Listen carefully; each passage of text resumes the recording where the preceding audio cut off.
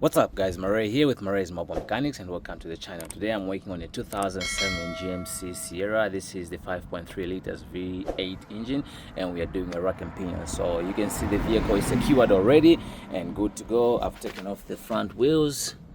You can see it is being supported by two jack stands and the jack in the middle. I got my drain right there, a bunch of tools laying on the ground. These are the tools I'm going to use. I'm just going to go walk you through step by step. So pretty much the first thing you're supposed to do is you have to lock the steering wheel straight. You can see I'm using the bungee cords. I was going to use the seat belt but it's broken, so right now we're using bungee cords. You can see our steering wheel is actually straight. This is to avoid damaging the clock spring when doing the rack and pinion, and in case you don't lock it and it turns, then it's going to mess the clock spring, so you don't want to be in that situation. So lock it. This is the way I've locked it. I'm coming into the bottom rail right there for the seat to adjust the seat to move back and forth. You can see it's hooked up right there, and this is the best position I can get it. So we are good to go right there. So let me crawl into the vehicle. I show you what we're going to do next and then we go from there.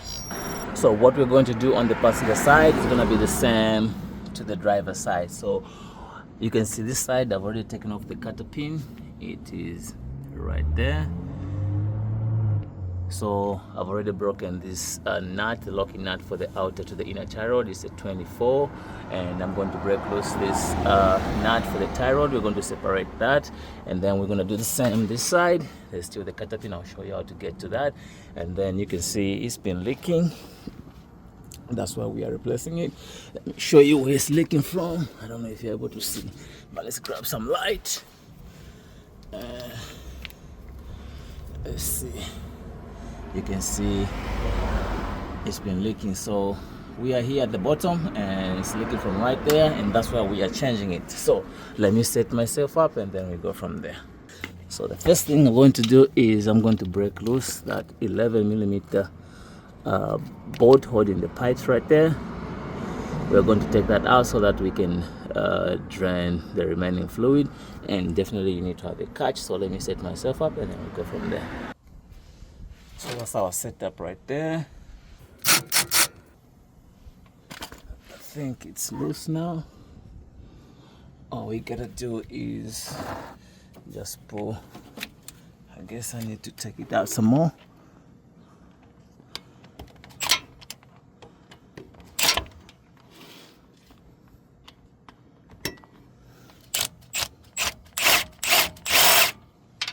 I think I can hear the nut. You have to wiggle them and it comes off just like so. You can see we're still draining some fluid, so that's the first thing we're going to do. So we'll let it drain and then I'll bring you guys back once we actually start taking other things apart. First thing we're going to do is we're going to break loose this side.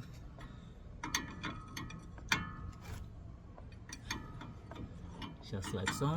And then take off the cutter pin, just like so. And then we'll take off this nut.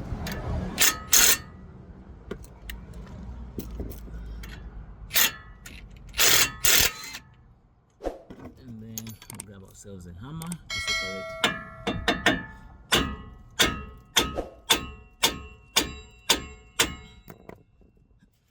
Go to the other side to get a good angle. See, now they're separated. That's what we need. We'll take the nut completely out and then count the threads later, but for now we'll leave it just like so because we'll be reusing these outer tie rods to the new rack and pinion. So this side, it's going to be the same process with the other side, so I'm just going to show you how to sit down this side. It's going to be the same to the other side. Next, we're going to separate this nut right here that connects the shaft to the rack and pinion. We're going to use the 11mm socket with the Milwaukee impact, just like so.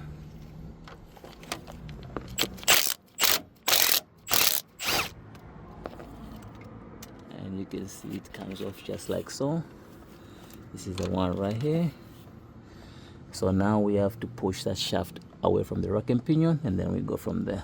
So the way we are going to do this one, we'll get a pry bar and we'll go to through the back, and then we'll tap it from the back so that we can push the shaft off from the rack and pinion. What's up guys, so this is the best view I can get.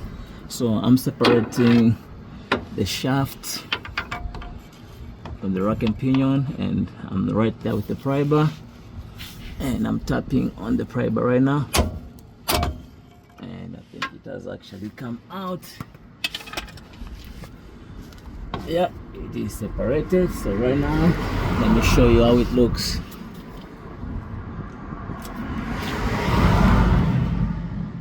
So you can see our shaft is separated, and when you put the shaft to the new rack and pinion, I want you to take note of this groove right here. This is where the bolt goes through to make sure it is locked in place. So with everything disconnected from the rack and pinion, what's only holding it right now is the two 24mm bolts on the driver's side, and we got the 18mm bolt inside there, and there's one right there. So I'm going to take those out, and this rack and pinion should actually come down.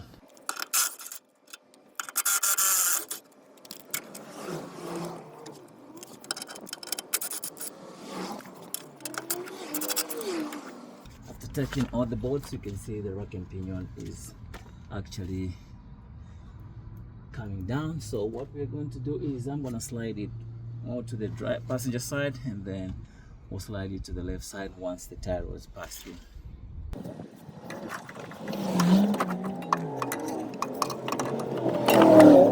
What's up guys, so we got the old rack and pinion out, and this is the one. I think it was leaking from right there, and this is the groove I was talking about. This is where the bolt goes through to lock the shafts to the rack and pinion, and we got the new one, courtesy of Detroit Axle.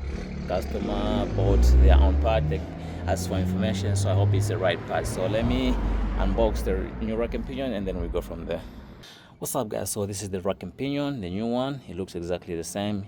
The good part of it, it comes with new tie rods. We got one here, and I believe that's the part number right there. It's the same part number either way for both of them. And then we are going to swap the nut, the locking nut from the old rack and pinion to the new one. This one did not come with those, so right now I'm gonna send the customer to AutoZone or Ridgid to look for the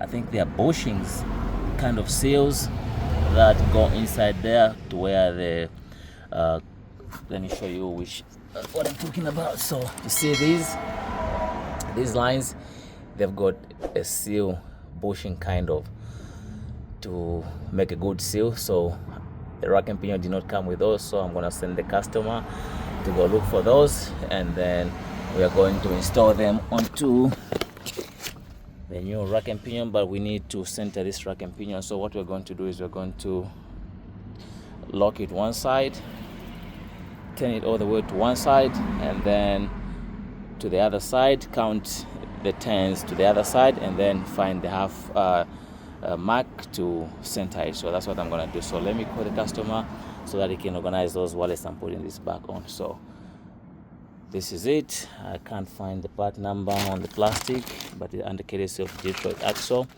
so you can Google that and then you find that. So let me do that, and then I'll bring you guys back. Right now we're going to center the rack and pinion. So the way we're going to do it, we're going to take it one side, don't clamp it too much, take it all the way one side, and then count the turns to the other side. So this will be number 1, 10, number 2, and number 3. So we are going to count 1.5 turns to center it. So we'll go, this is 1,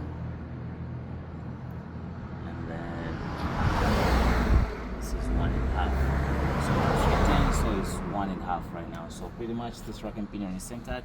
I'm going to go ahead and install it, and then we should be good. What's up guys, so I got one seal in, and these were not easy to find. They found one at a different part store and the other one at a different So that's the part number right there. So you can see you have to make sure they go in and flush in the groove right there. This one is on point. Now we install this one. Grab yourself a mallet hammer, and then all you do is just tap on it. Just like so. That looks good. So we'll go ahead and install this rack and pinion, and pretty much installing this one is the reversal. My phone is running low, so let me do it real quick, and then we'll go from there.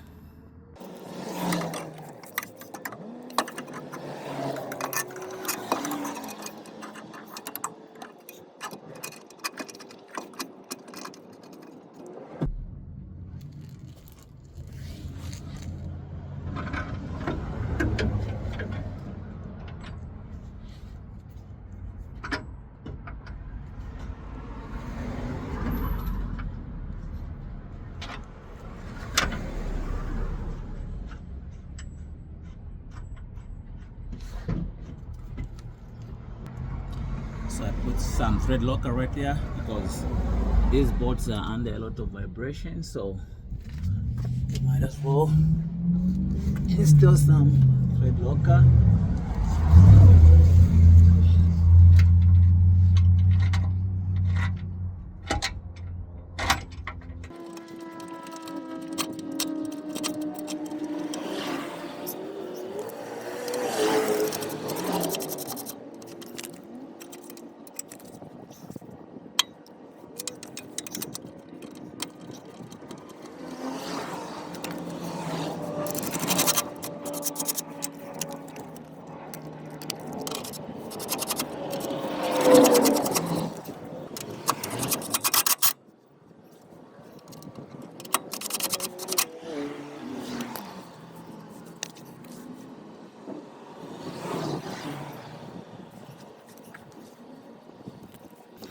Right now we'll go ahead and install the shaft just like so.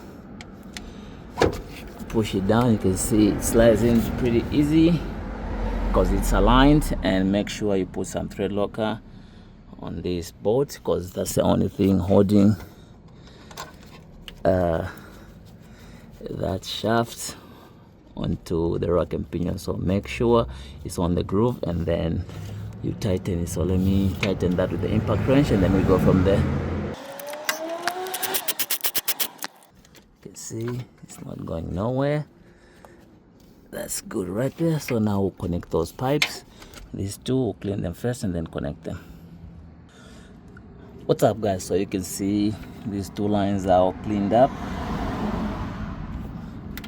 My camera is almost dying. They are cleaned up. Let me see if I can focus properly right there. You can see they are cleaned up and they are ready to go inside there. So I'm gonna center them. I'm gonna center them like so.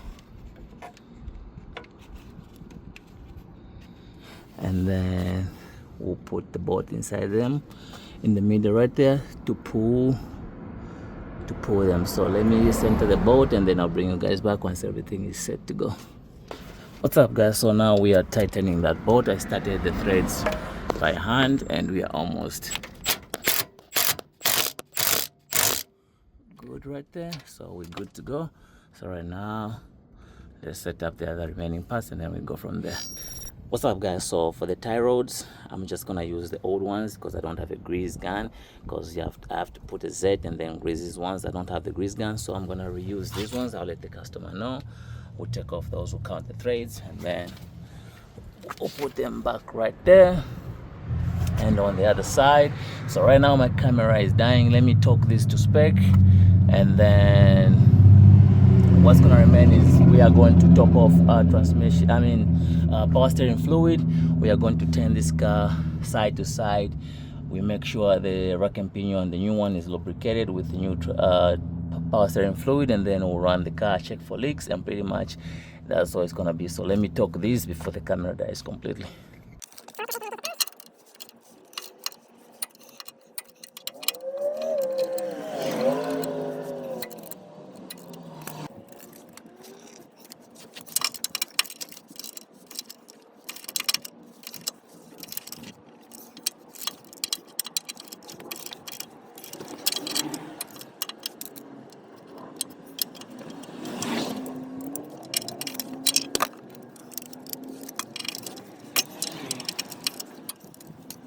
What's up, guys? So you can see my tie rods are back on both sides, and I torqued these bolts to 100 foot-pounds. Everything is back on.